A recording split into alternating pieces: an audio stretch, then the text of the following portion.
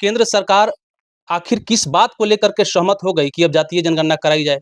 जबकि केंद्र सरकार जो भाजपा सरकार है, वो तो इसके विरोधी थी। विपक्षी पार्टियों का ऐसा कहना है कि अब बिहार में चुनाव को देखते हुए यह फैसला लिया गया है। बिहार में चुनाव को देखते हुए अगर फैसला लेना था, तो अभी तो 1000 फैसला इस तरह का नरेंद्र मोदी ले लिए। तमाम विपक्षी पार्टियां कह रही है, हम क्या कहें? तमाम विपक्षी पार्टियां क्या कहेगी?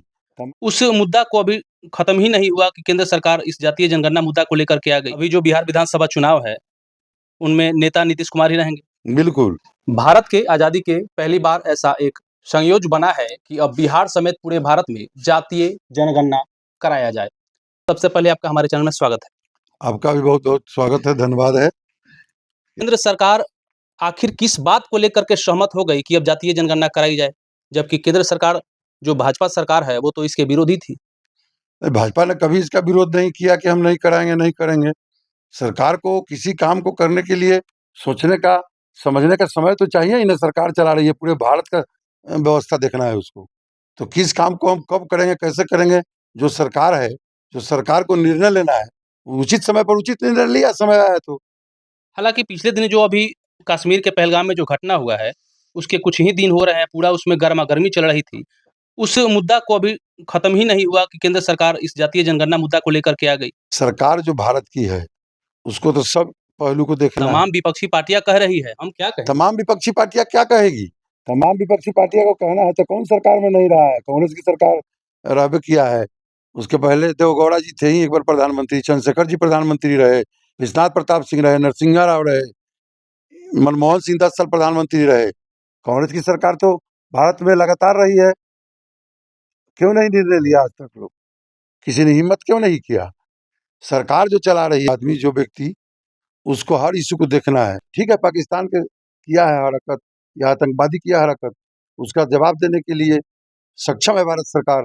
आपकी सेना सक्षम है, भारत के पास उतना ताकत सामर्थ है कि किसी क्षण बदला ले सकता है, सामर्थ्य के हिसाब से जवाब देगा। और सरकार चलाना भारत का है तो सरकार भी चला रही है। सरकार नहीं चलाएगी तो अब आतंकी से डर के, घबरा के इस निर्णय को नहीं लिया जाए भारत के अच्छा के लिए, अच्छे दिन के लिए, अच्छे काम के लिए, तो सरकार अवरुद्ध हो जाएगी किसी छोटा-सा एक घटना से, नहीं अवरुद्ध होगी। ये नरेंद्र मोदी है, ये चना चिबाना जानता है। लोहा कैसे चिबवाया जाएगा पाकिस्तान को, वो भी जानता है, चिबवा देगा। हालाँकि विपक्षी पार्टियों का ऐसा कहना है कि अब बिहार में चुनाव को देखते हुए यह फैसला लिया गया है। बिहार में चुनाव को देखते हुए अगर फैसला लेना था, तो अभी तो 1000 फैसला इस तरह का नरेंद्र मोदी ले लिए अभी 11 साल में। चौंकाने वाला एक से एक फैसला हुआ। क्या उस समय हमला नहीं किया था पाकिस्तान आतंकवादी? क्या उसका एयर स्ट्राइक करके बदला नहीं लिया गया? उसको ताबूत में छेद कर दिया गया, क्या औकात में आ गया था? लेकिन आतंकी है, उसको तो आतंक फैलाना एक काम है मात्र, दूसरा उसका कोई धंधा पैसा है नहीं। अब भारत सरकार को या किसी सरकार को तो भाई पूरे सरकार के हिसाब से चलना समझना है, निर्णय लेना है कोई काम का। तो उस समय हुआ, उसके बाद कितना फैसला लिए नरेंद्र मोदी देश हित में? एक से एक फैसला लिए हैं और जनता उसको मान रही है फैसला को। 81 करोड़ लोगों को 3 साल के लिए उन्होंने फ्री किया था अनाज।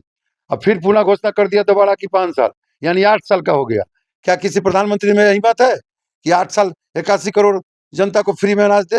विपक्ष पार्टियां जो है बिहार में, वह कह रही है कि हमारी जो मांग थी, हमने सरकार को घुटने पर ला दिया। इसलिए कह रही है कि बिहार में विधानसभा चुनाव सामने उसको लौक रहा है, तो इसका क्रेडिट हम ले लें। लेकिन जनता बिहार की नासमझ नहीं है और जनता को आँख, कान, दिमाग, दिल है। हालाँकि राहुल गांधी जो है, कांग्रेस के अध्यक्ष जो है, सदन में बोले हुए थे कि जब तक जातीय जनगणना पर सरकार सहमति नहीं बना दे, तब हम विरोध करते रहेंगे। इधर राहुल गांधी का बचपना है, राहुल गांधी का, अब हम क्या बोलें उनके बारे में, पर्सनल तो कुछ नहीं बोलना चाहिए। जिस तरह का उन्होंने कभी-कभी बात बोल देते हैं, आलू से सोना बनाने की बात। हालाँकि भाजपा की तरफ से भी तो कई सारा ऐसा बयान बोला गया है। भाजपा के बारे में आप कुछ कहना चाहते हैं, आप पूछना चाहते हैं, तो भाजपा तो आई देश में वाजपेयी जी की सरकार बनी थी, आपको याद होगा। अंत्योदय योजना वाजपेयी जी लाए, जो पंडित दीनदयाल उपाध्याय का सोच था अंत्योदय। अंत्योदय का मतलब अंतिम व्यक्ति तक। अच्छा, इस जातीय जनगणना का असर बिहार चुनाव पर दिखेगा? कुछ नहीं दिखेगा, और दिखेगा भी तो भाजपा के पक्ष में दिखेगा, या आप मतदान के बाद देख लीजिए। अच्छा, इस जो यह अभी निर्णय लिया गया, इससे भाजपा को फायदा होगा? बिल्कुल, हमारे जनता को जब सही निर्णय मिल रहा है कि साहब जाति के हिसाब से आरक्षण हमको मिल जाएगा, तो थोड़े विरोध करेगा जनता।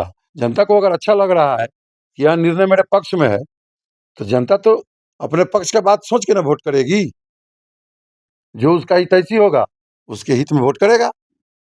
अच्छा, क्या लगता है अभी जो बिहार विधानसभा चुनाव है, उनमें नेता नीतीश कुमार ही रहेंगे? बिल्कुल, नीतीश कुमार ही नेता रहेंगे।